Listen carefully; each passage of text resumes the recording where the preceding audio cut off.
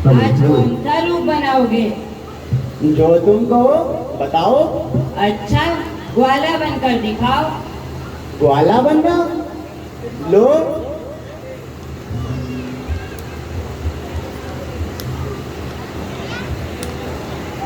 अरे देखो देखो, अरे देखो देखो, अपना भ्रम तो सचमुच ग्वाला बन गया। अरे यह तो सचमुच ही ग्वाला बन गया। अच्छा, अब नेता बनकर दिखाओ।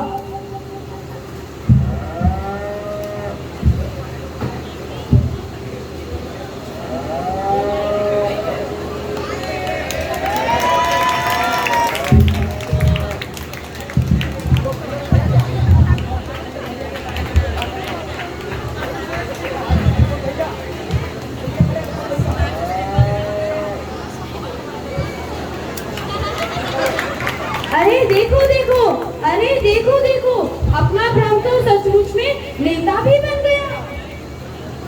यह तो सचमुच में नेता भी बन गया। अच्छा, अब अपने असली रूप में आ जाओ।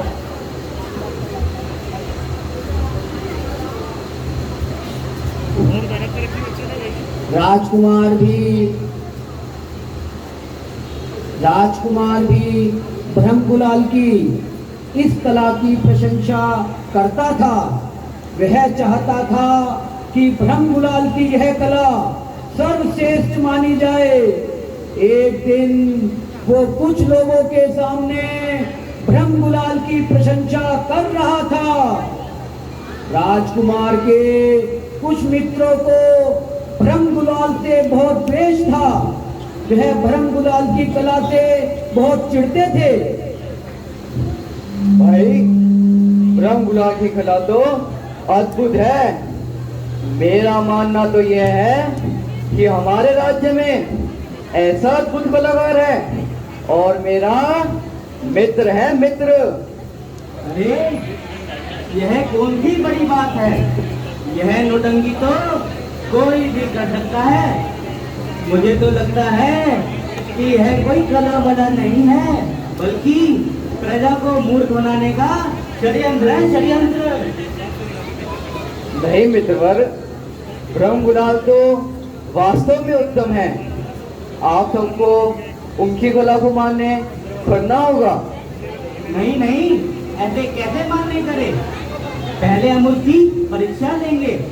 यदि वह परीक्षा में सफल हो गया तो हम मान लेंगे कि ब्रह्म गुलाल वास्तव में उत्तम कलाकार है। ठीक है, आपके सुझाव हमें भी मान्य हैं। दूत, दूत, यहाँ आओ।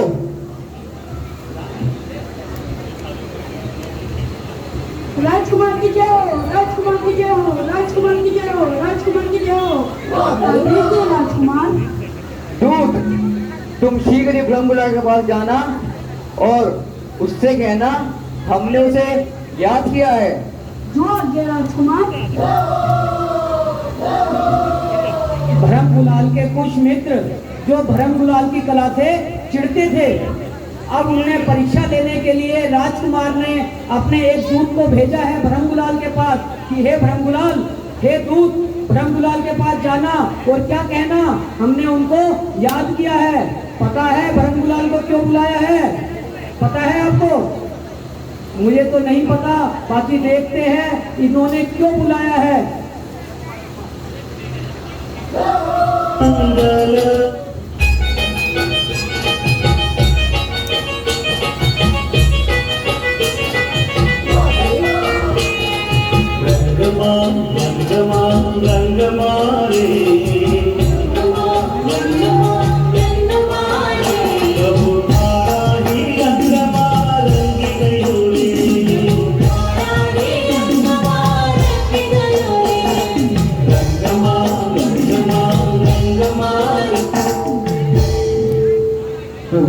जी, आपको राजकुमार ने याद किया है।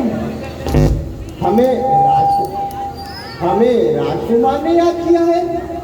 हम अभी उनके पास जाते हैं।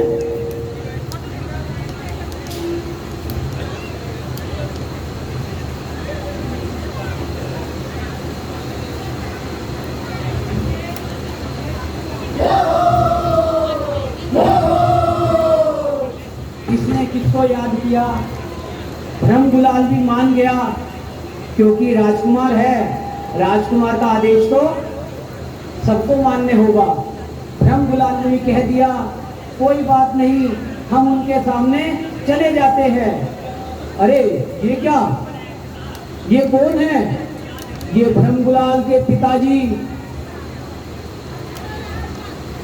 ब्रह्म गुलाल के पिताजी नहीं है, यह तो अपने राजकुमार है, जिन्होंने आदेश दिया था। क्या आदेश दिया था? कि ब्रह्म गुलाल को बुलाकर लाओ। हो सकता है उनकी इंतजार कर रहे हैं, क्या ब्रह्म गुलाल आएगा या नहीं आएगा, देखते हैं।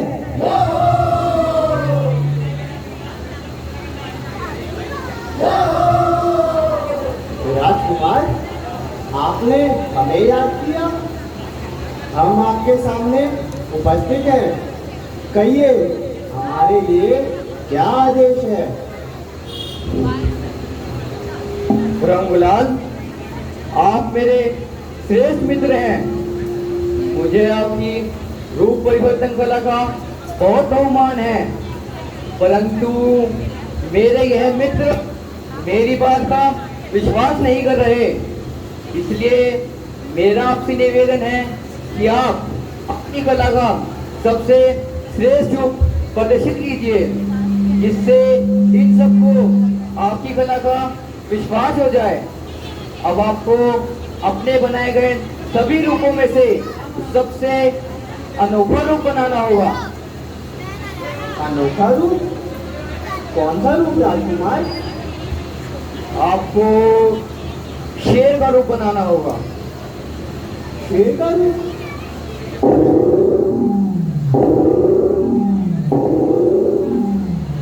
परंतु राजकुमार, आप मुझे यह तो बताइए कि आप यह सब मेरे से क्यों कराना चाहते हैं? आप मेरी परीक्षा क्यों लेना चाहते हैं? ब्रह्मलाल, तुम्हें मेरी बात माननी ही होगी, तुम्हें शेर का रूप बनाना ही होगा।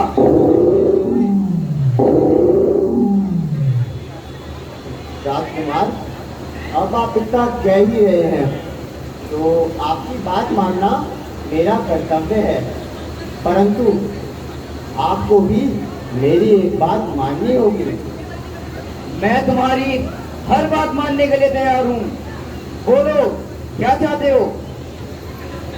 राजकुमार, जैसा कि आप जानते ही हैं कि शेर एक हिंसक प्राणी है, और आपको शेर का पराक्रम दिखाने के लिए मुझे एक वध की मंजूरी देनी होगी।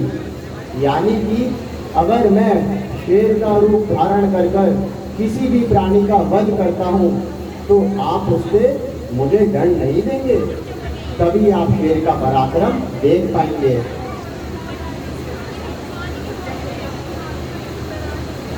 ठीक है, मुझे मंजूर है। ब्रह्मलाल, मैं वचन देता हूँ, तुम्हें एक प्राणी के वध पर दंड नहीं मिलेगा। मैं स्वयं इसके लिए पिताजी से बात कर लूंगा। ठीक है राजकुमार, अब आप मुझे आज्ञा दें, मैं कल नाट्यशाला में अपनी कला का प्रदर्शन करने के लिए उपस्थित हो जाऊंगा। क्या स्वीकृति दी? कौन सा रूप बनाने को कहा? कौन सा रूप बनाने को कहा? शेर का। और शेर के बारे में आप जब जानते हैं कि जो शेर होता है वो किसी को नहीं देखता, लेकिन एक बात का ध्यान रखना, राजकुमार ने एक वचन भी दिया है, आपको याद है?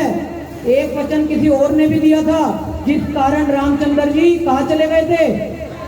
पूरी रामायण बन गई थी। ऐसे इन्होंने भी एक वचन दे दिया। क्या वचन दे दिया? कि कोई बात नहीं, जैसा तूने कह दिया कोई दिक्कत नहीं है, मैंने भी इस प्रकार मान लिया। अहो अहो,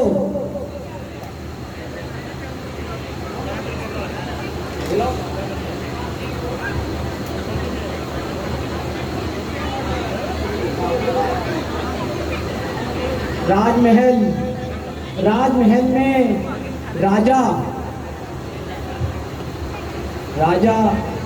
आराम से बैठे हैं, आराम से बैठे हैं, मंत्री के साथ पता नहीं क्या बात कर रहे हैं। भैया राजा है, पता नहीं किसकी क्या करेंगे, कुछ नहीं पता। बड़े बड़े राजाओं का किसने किसके ऊपर क्या कर दिया, हो सकता है कुछ रणनीति बना रहे हो। अरे ये क्या, इनका पुत्र?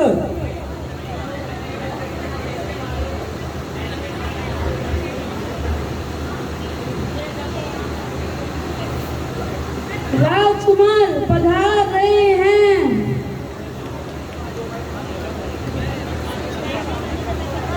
महाराज जयवंत हो। महाराज आप जयवंत हो। आओ पुत्र आओ, कहो क्या बात है। महाराज आज मैंने ब्रह्मगुलाल को एक प्राणी के वध पर दंड ना मिलने का वचन दिया है।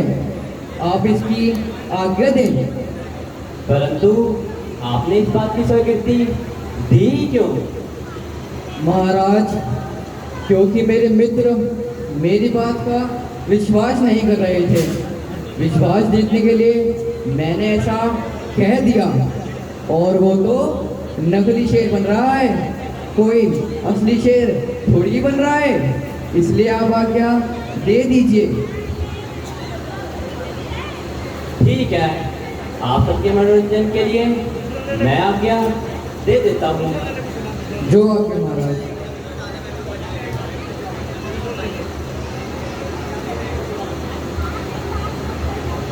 राजा ने आज्ञा दे दी, किसके मुंह में आके, किसकी बातों में आके?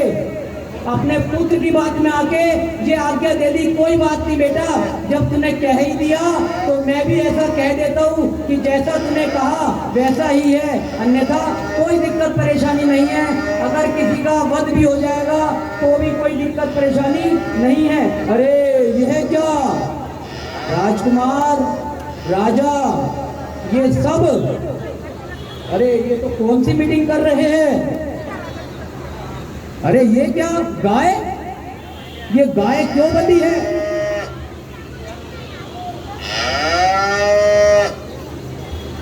गाय क्यों बंधी है?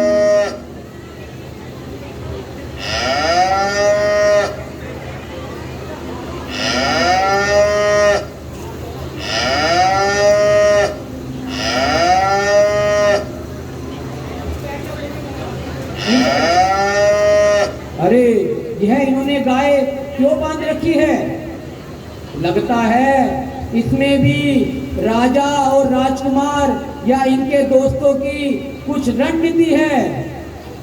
पता नहीं क्या, कुछ समझ नहीं आ रहा, किसका इंतजार कर रहे हैं। राजा भी यही हैं, राजकुमार भी यही हैं, इनका मंत्री भी यही है और सारे दोस्त भी यही हैं। पता नहीं, अहो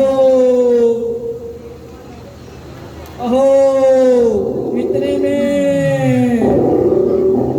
एक भयंकर शेर का प्रवेश हुआ। अहो,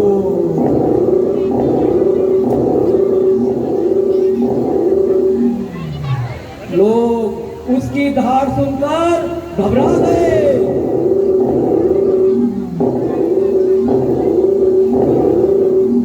शेर का विकराल रूप देखकर लोग आकुलित होकर भागने लगे।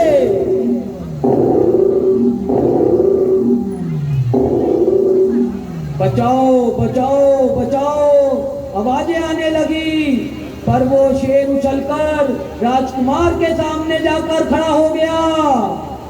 राजकुमार उस शेर को देखकर घबराया नहीं, क्योंकि उसे पता था कि यह ब्रह्मगुलाल ही शेर का रूप बनाकर आया है। उसने शेर से कहा, अरे तू कैसा शेर है? तेरे सामने गाय बंधी है और तू गधे के समान कायरता दिखा रहा है। नहीं नहीं, तू शेर नहीं लगता। अगर शेर होता तो यह गाय जीवित नहीं होती। अरे यह क्या?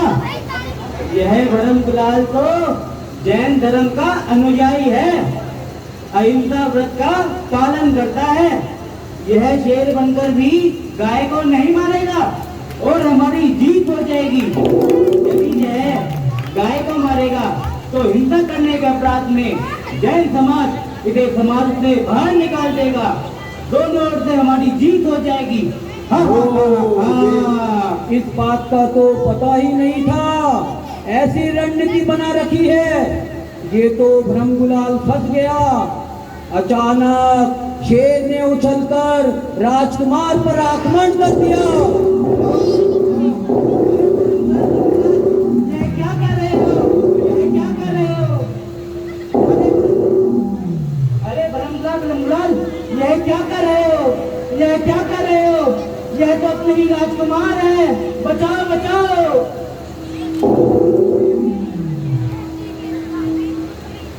अरे यह क्या हो गया? यह क्या हो गया? राजकुमार की मृत्यु हो गई। हे भगवान, अनर्थ हो गया, अनर्थ हो गया। राजकुमार का वध हो गया। महाराज महाराज, भ्रमगुलाल कलाकार ने हमारे राजकुमार का वध कर दिया। महाराज महाराज, सुनिए सुनिए। महाराज इतनी बड़ी टेंशन में आ गए। मेरे पुत्र की मृत्यु मेरे ही सामने हो गई। अरे यह क्या हुआ? बहुत बड़ा अनर्थ हो गया। अब वो होश में आते हैं। हे विधाता, अपराधी हमारी आंखों के सामने है, परंतु हम कुछ नहीं कर सकते। हमारे प्यारे राजकुमार को हमारी इन्हीं आंखों के सामने हत्या कर दी गई और हम उस अपराधी को दंड नहीं दे सकते, परंतु मैं उस अपराधी को दंड देकर जरूर रहूंगा। भ्रमगुलाल, ओ भ्रमगुलाल, हमने तो तुम्हारे क्रोध के रूप के दर्शन कर लिए हैं। अब हम तुम्हारे शांत रूप के दर्शन करना चाहते हैं।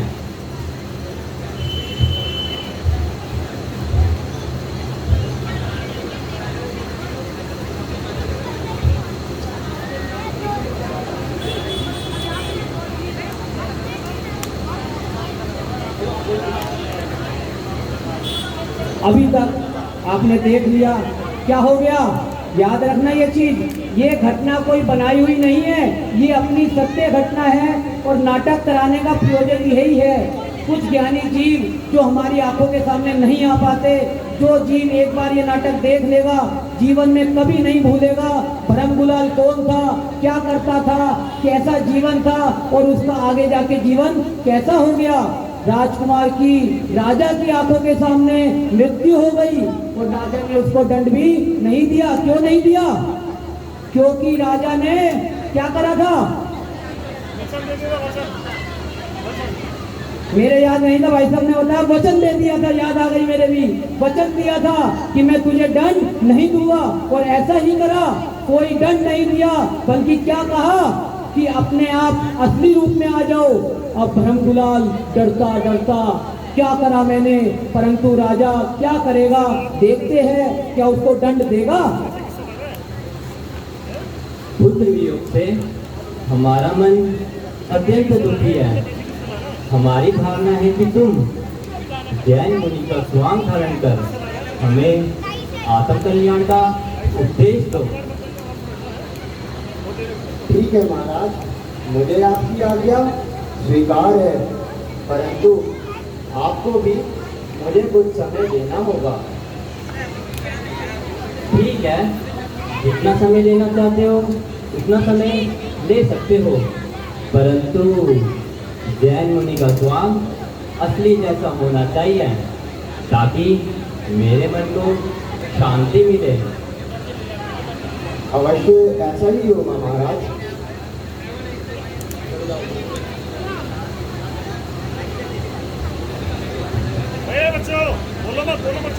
इन बच्चों की 42वीं प्रस्तुति पर 2100 रुपए। जैन मुनि का कोई स्वांग नहीं होता, वह कोई रूप परिवर्तन की कला नहीं है। जिसने एक बार जैन मुद्रा धारण करी वह पुनः ग्रस्त नहीं होता।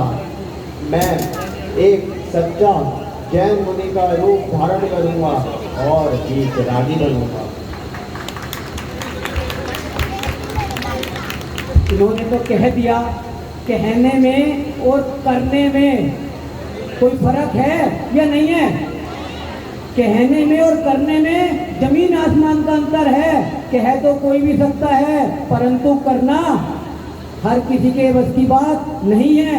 इसने कह तो दी, ब्रह्मगुलाल ने कह तो दिया सबके सामने, सोच भी लिया कि क्या कि मैं भी एक वीतरागी मुद्रा धारण करूंगा। बोलो करके आएगा या नहीं आएगा? आएगा?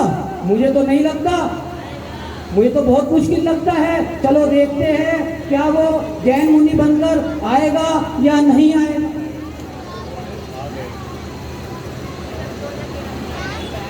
महाराज के आदेश को पूरा करने के लिए ब्रह्मगुलाल उपाय सोचने लगा, 12 भावनाओं का चिंतन करने लगा। उसका मन संसार से विरक्त हो गया। वो जिन शास्त्रों को पढ़कर तत्व अभ्यास करने लगा, धर्म भावना भाते भाते उसका जीवन अत्यंत शांत हो गया। उसने निर्णय किया कि वो अब दिगंबर जैनेश्वरी दीक्षा अंगीकार करेगा। उसने परिवार के लोगों से आज्ञा लेने की सोची। मुनि मुद्रा धारण करने से पहले आज्ञा ली जाती है, शायद इसीलिए इन्होंने ऐसा सोचा कि मैं अपने परिवार के लोगों से आज्ञा ले लूं। अब परिवार के बीच में जाता है और सेठ यहाँ बैठा है। ब्रह्मगुलाल के पिताजी का थोड़ा रोल देखना, क्या कर रहे हैं, क्या कह रहे हैं, क्यों कह रहे हैं। और इनका माथा भी कुछ टेढ़ा सा लग रहा है, हो सकता है कुछ गुस्सेल है, ज्यादा गुस्से वाले हैं, मुझे तो ऐसा लगता है। बाकी इनकी बातों से पता चलेगा।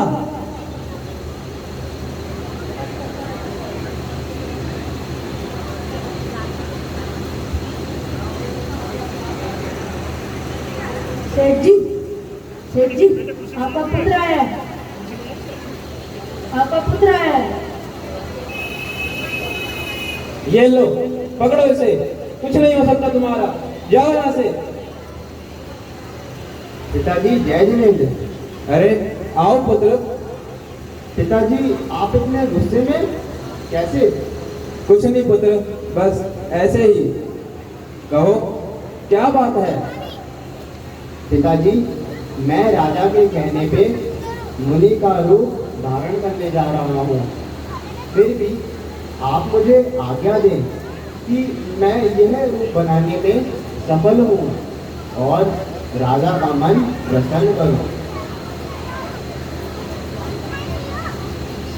यह तो नाटक कर रहा है, नाटक। नाटक में कोई असली मुनि थोड़ी ही बन रहा है, इसलिए मैं इसे मुनि बनने की आज्ञा दे देता हूँ। इससे मुझे क्या फल पड़ेगा?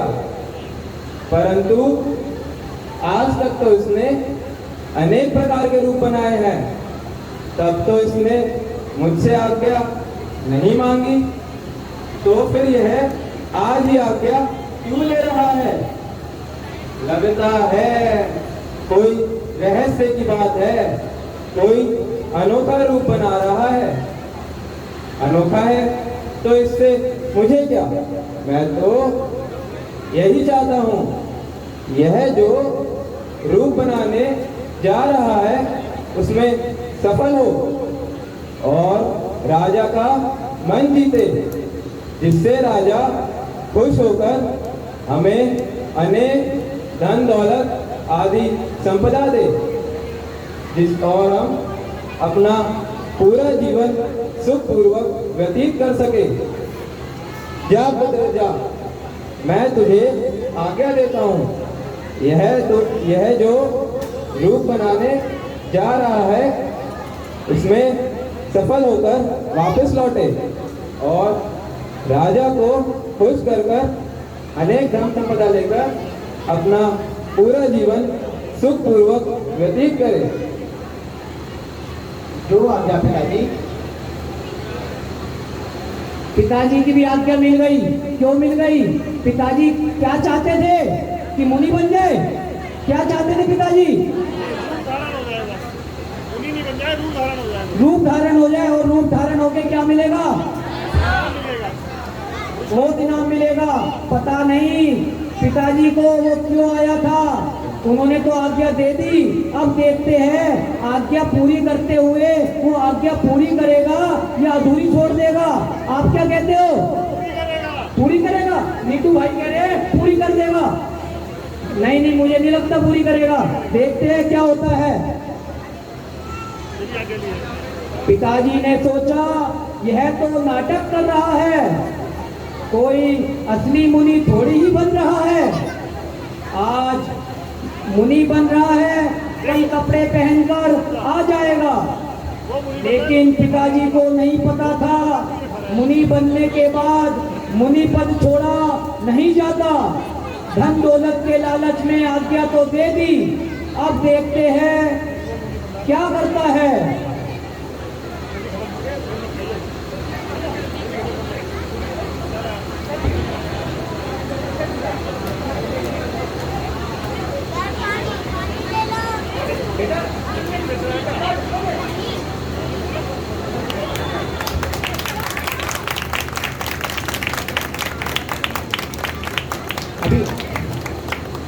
ब्रह्मगुलाल मुनिराज नगर से विहार कर रहे थे।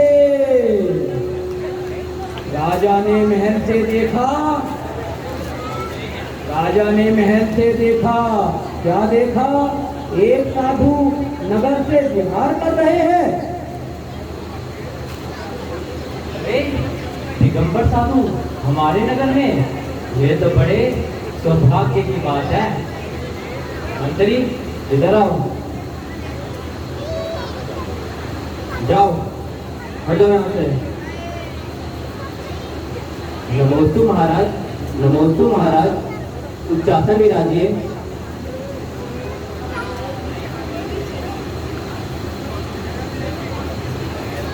कुछ समय पहले ही हमें पुत्र वियोग हुआ है।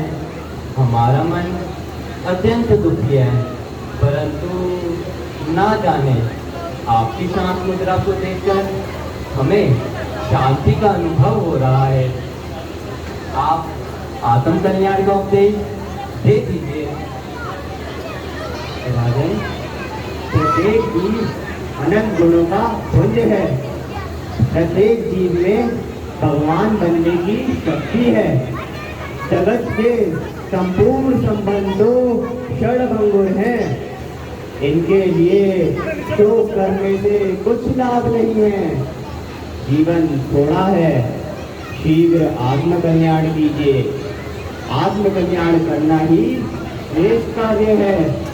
इसीलिए हे राजन, बुद्धियोग के शोक को छोड़ो और अपनी आत्मा के वैभव को जानकर मुक्ति का आनंद लो। हे मुनिवर, आपके मधुर वचन सुनकर मेरे मन के सारे शोक नष्ट हो गए। महाराज, आप शायद इन मुनिराज को अब तक पहचान नहीं पाए हैं। यह तो अपने ही भरम गुलाल है। आपकी आज्ञा से मुनि का रूप बनाकर आए हैं। तालियां बजाओ एक बार भरम गुलाल मुनिराज की जय।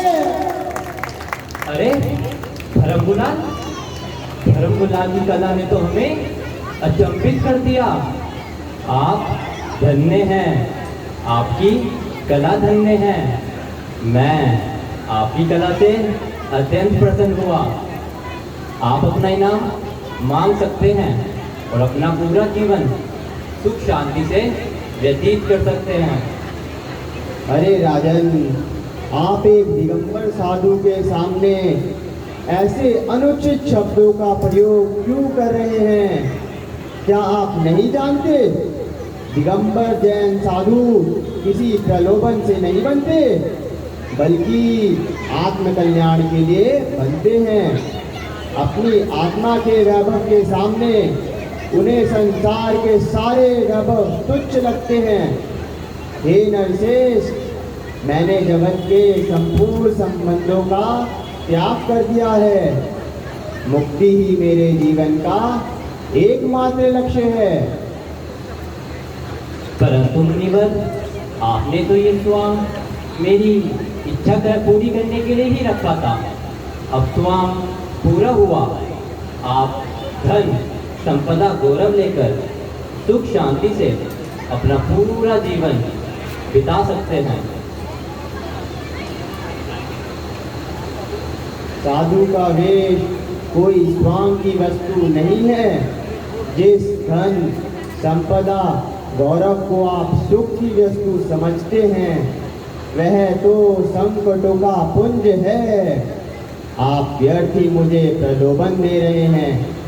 अब मैं वन में विचरण करते हुए नित्य शुद्धात्मा की भावना करूँगा, आराधना करूँगा। ये कहते हुए मुनिराज अपनी आत्मा में लीन हो गए और राजा देखता रह गया। राजा ने आदेश दिया था, मुनि बन करके दिखलाओ। पुत्र वियोग कहा नहीं जाता, परम शांति रस बरसाओ। ब्रह्म गुलाल सोच में भारी, कैसे स्वांग करूं मुनि का। मुनि मोत्रा कोई वेश नहीं है, यह तो जिनवर रूप रहा। परम दिगंबर मुनि पधारे, परम शांत मोत्राधारी। उनकी अनुपम वाणी अद्भुत, सबको लगती सुखकारी। ब्रह्म गुलाल मुनि अति पावन, सच्चा संयम स्वीकारा। आत्म रूप ही सबसे सुंदर, लेकर मुक्ति पथ पाया। जग के स्वांग है सारे झूठे, ओ जग के स्वांग है सारे झूठे। बात करो मेरे वाण की, धन्य धन्य वे महापुरुष है गाथा जैन पुराण की। धन्य धन्य वे महापुरुष है गाथा जैन पुराण की। महाराज वृक्ष के नीचे अपनी आत्मा के ध्यान में लीन है। अनादि से धारण किए आठ बोध रूप स्वांगों को छोड़कर उन्होंने परम शांत रूप धारण किया है। आहा, अपूर्व शांत मुद्रा में मुनिराज सुशोभित हो रहे हैं।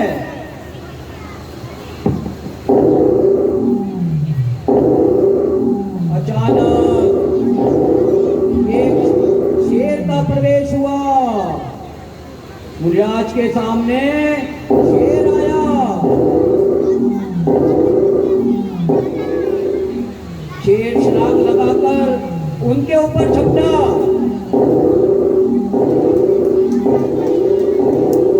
यह कौन है? ये शेर कौन है पता है? जो राजकुमार मरा था वो शेर की योनि में गया था और यहाँ मुनिराज के ऊपर धावा बोल रहा है। क्या मुनिराज के ऊपर धावा बोलेगा? अरे पता नहीं, उसके तो परिणाम क्रूर थे। उसने मुनिराज को देखकर धावा बोलने वाला था, इतने में ही उसके परिणाम शांत हो गए। राजकुमार का जीव मरकर शेर हुआ है। यह जीव मुनिराज के ऊपर धावा बोलने वाला था। तभी मुनिराज की शांत मुद्रा को देखकर रुक गया। उसे ऐसा लगा यह मुद्रा कहीं देखी है। उसे तुरंत जाति स्मरण हुआ, अरे यह तो वो ही ब्रह्मदुलाल मेरा मित्र, इतने सिंह के रूप में मुझे मार डाला था, अब यह मुनिराज हो गया है। कहा शेर का स्वांग, कहा मुनिराज का स्वांग, कहा क्रूर हिंसा भाव, कहा परम शांत भाव। जीव अपने परिणामों को कैसे बदल सकता है? ऐसा विचार करके सिंह उन्हें वंदन करने लगा, अभिनंदन करने लगा। इतने में ब्रह्मगुलाल मुनिराज की दृष्टि उनके ऊपर पड़ी। उन्होंने सिंह से कहा, अरे सिंह, अरे राजकुमार, देखो देखो, यह भाव परिवर्तन की कला। जीव अपने भावों को क्षण मात्र में करने की शक्ति रखता है। अनादि काल से यह जीव अनेक प्रकार के रूप धारण कर चुका है। सभी रूप क्रूर होकर करे, शांत होकर कभी नहीं करे। कहाँ तो तुम्हारा राजकुमार का रूप और कहाँ यह सिंह का रूप। यह उपदेश सुनकर सिंह आनंदित हुआ। उसके भावों में परिवर्तन आया और आनंद की अश्रुधारा से मुनिराज के पाद प्रक्षालन करने लगा। अचानक उसी समय वहां से राजा निकले, जो पूर्व में शेर के पिता थे, और वह शेर और मुनिराज का दृश्य देखकर रुक गए। अरे, मुनिराज का उपदेश सुनकर एक क्रूर सिंह के भी भावों में बदलाव आया। कि आपके भावों में बदलाव नहीं आया? अगर मुनिराज की महिमा आई तो एक बार ताली बजाए कि हाँ, मुनिराज ने कैसा उपदेश दिया। जब शेर बदल सकता है तो मैं भी बदल सकता हूँ और बदलूंगा। इतने में से राजा ने देखा, ये क्या? अरे हे स्वामी, ये शेर आपके परिचरणों पर आकर क्यों रुक गया? इसे देखकर हमें वात्सल्यता की भावना क्यों उत्पन्न हो रही है?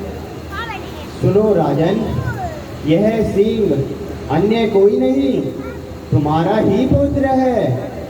राजकुमार का रूप भी क्षणिक था, यह शेर का रूप भी क्षणिक है। सिद्ध पद जीव का असली रूप है। इसीलिए हे राजन, पुत्र वियोग के शोक को छोड़ो और सिद्ध पद का उपाय करो।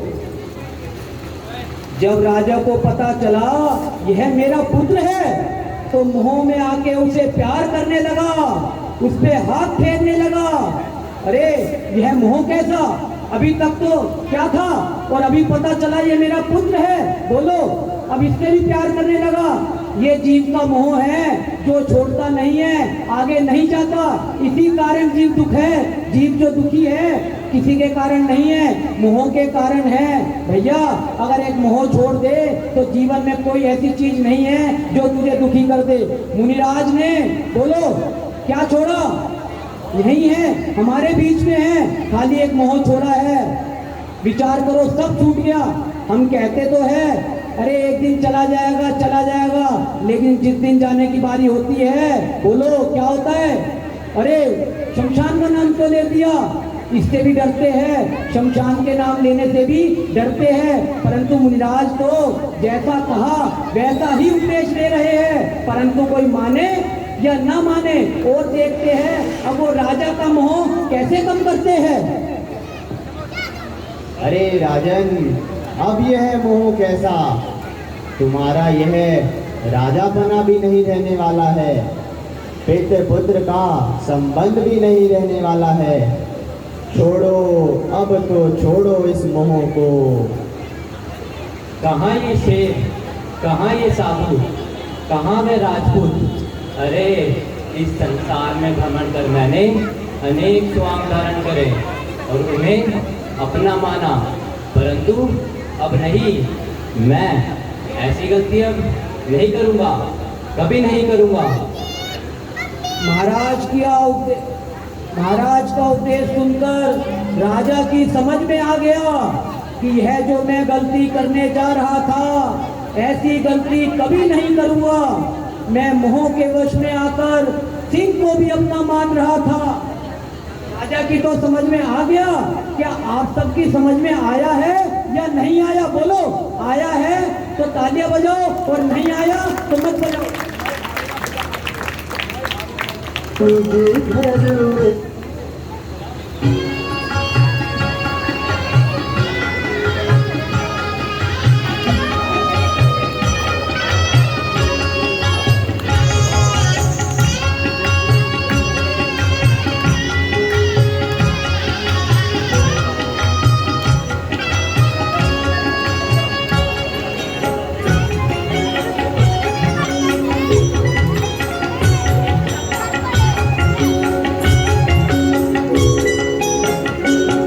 मोहे भावे न भैया थारो देश, रहूंगा मैं तो निज घर में।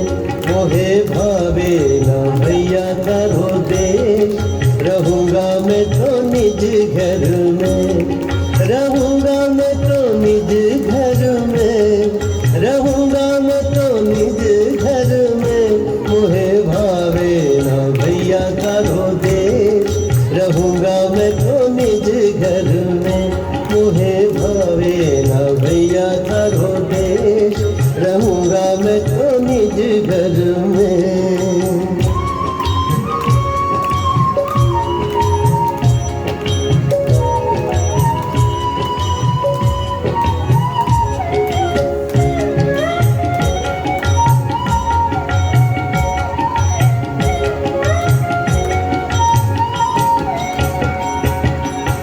मोह न भावे महल अटारी, मोह न भावे यह महल अटारी।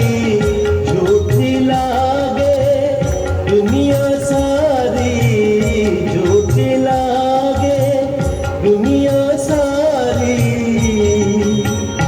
मोहे भावे नगन सूरे, रहूंगा मैं तो निज घर में। मोहे भावे नगन सुरेश, रहूंगा मैं तो निज घर में। मोहे भावे न भैया थारो देश, रहूंगा मैं तो निज घर में।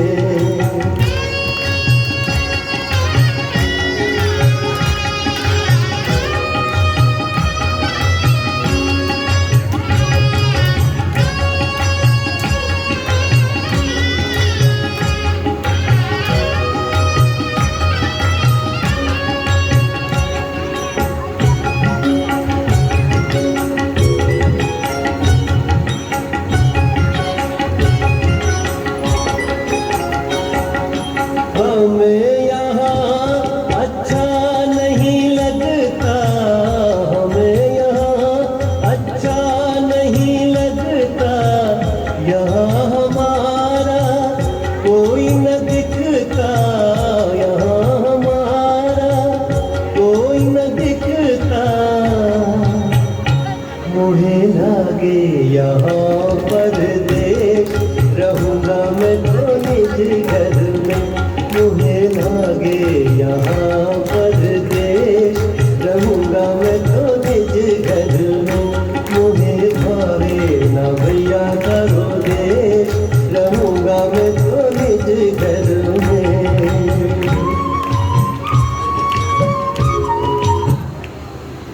ऐसा विचार करते हुए राजा ने भी विचार किया कि यह मेरा राजवैभव, राजवैभव ज्यादा दिन का नहीं है, कब तक का है इसका कुछ पता नहीं है।